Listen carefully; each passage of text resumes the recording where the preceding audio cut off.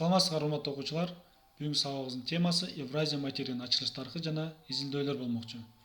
Өзүңөргө маалым болгондой, Евразия материгинин аянты кенен, тарыхы терең болгондуктан ачылуу тарыхын бир сабакта окуп бүтүү мүмкүн эмес. Ошондуктан бүгүнкү сабакта орто кылымдагы Евразиянын ачылыш тарыхы боюнча кыскараак токтолом, ал эми Түндүк Чыгыш Азия менен Борбордук Азияга кененирээк токтолмокчубуз. Бүгүнкү сабакта Түндүк Чыгыш Азиянын жана Борбордук Азияны изилдеген алгачкы саякатчылар жана алардын эмгектери менен кеңири таанышмакчыбыз. Орто кылымдагы Евразиянын ачылышы жана алгачкы изилдөөлөр боюнча арабтардын саякаты аябай маанилүү ролду ойнойт. Анткени дүйнөлүк маданияттын өнүгүшүнө 7-кылымдан баштап арабтар көрүнүктүү ролду ойноп башташкан. Алар Индияга, Кытайга чейин сүзүп барышып, көптөгөн жерлерди картага түшүрүшкөн.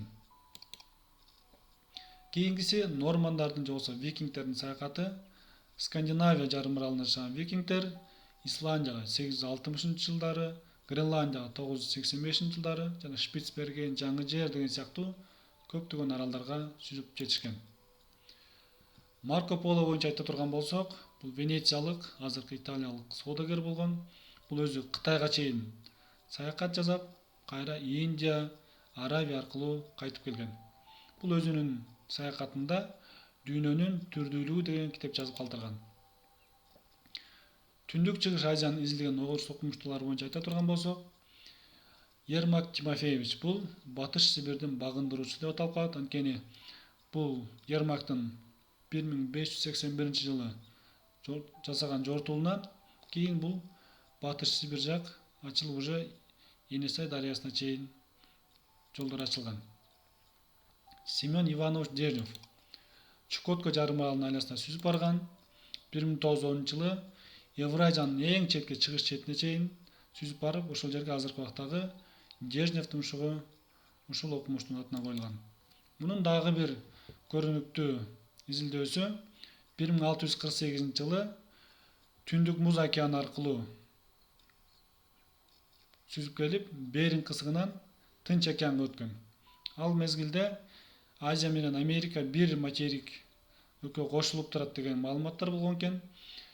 Бул окумушту барып өткөндөн кийин анан бул экөө эки башка материк дегенин так далилдеп берген. Семен Иванович Челюскин бул да орустун деңиз саякатчысы, Улуу Түндүк экспедициясына катышкан, Таймыр жарым аралы тууралуу маалыматтарды жазып калтырган. Мунун негизги саякаты Евразиянын азыркы убакта эң четки түндүк четки чекити Челюскин тумшугу ушул саякатчынын атынан коюлган. Эми Борбордук Азиянын ачылуу тарыхы бул кечирээк ачылган. Борбордук Азия 19-кылымдын башында. Буларды эң негизгиси Петр Петров Семенов Тянь-Шанский алдыңкы орундарда турат. Бул орустун географы, саякатчы болгон. Орто Азияга бир нече экспедицияларды демилгелеген жана биринчи жолу Тянь-Шань тоолоруна 2 жолу саякат жасаган. Бул окумуштун саякатчынын атынан айрым тоо чокулары жана Борбордук Тянь-Шандагы бир мөңгү ысымын алат. Кылган эмгектери бааланып, Тянь-Шанский деген ысым берилген. Эми Тянь-Шанскийдин биринчи саякаты жөнүндө картасын карай турган болсок, Верный азыркы Алматы шаарына чейин келип, бул жактан Ысык көлдө 2 жолу саякат кылган экен.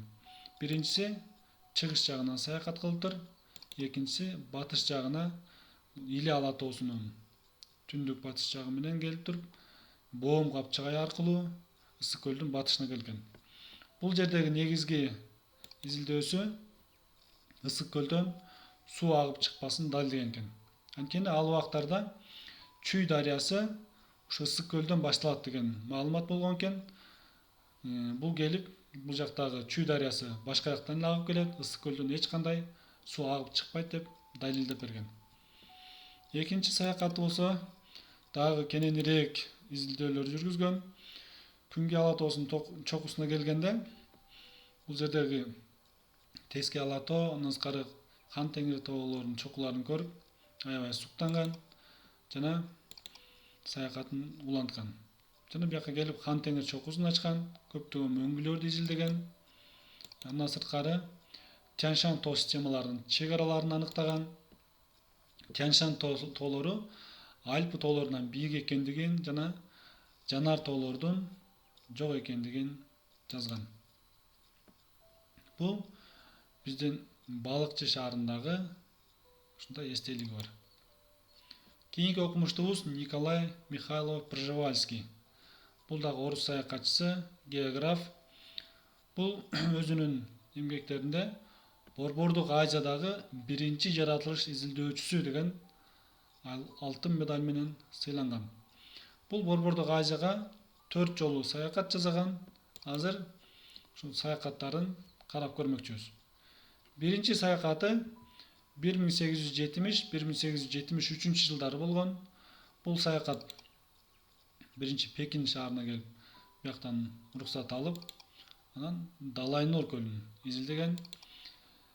Андан кийин көптөгөн чөлдөрдү, тоолорду ашып отуруп, түндүк Тибеттин терең ички аймактарына биринчи келген европалык саякатчы болуп аталат. Ал эми экинчи саякат болсо 1876-1877 жылдары болгон. Бул Зайсандан Лопнур көлүнө чейин келген. Лопнур көлүн изилдеп, бирок ден соолугу начарлап кеткенине байланыштуу кайра артка кеткен. Үчүнчү саякаты болсо 1879-1880 жылдары болгон. Бул биринчи Тибет саякаты деп аталат. Бунун анткени максаты Тибеттин дагы ичкерки бөлүгүнө кирем деген максат коюп жөнөгөн. Бирок бул жерге келгенде Тибеттин дагы ичкерки бөлүгүнө өткөрбөй коюшкан, анткени уруксат берилбей койгон. Бирок бул саякатта Орто Азиядагы башка материкте жок, азыркы Пржевальскийдин жылкысы деген жапайы жылкы тууралуу маалыматты жазып кеткен. Төртүнчү саякаты 1883-1885 жылдары болгон. Бул саякатында Хуанхэ менен Янцзы дарыяларынын куймаларын картага толук түшүргөн жана биздин Караколго чейин келген. Кийин 5-чи дагы бир саякат жасайм деп камданып атканда Каракол шаарында бул дүйнөдөн кош ачкан экен.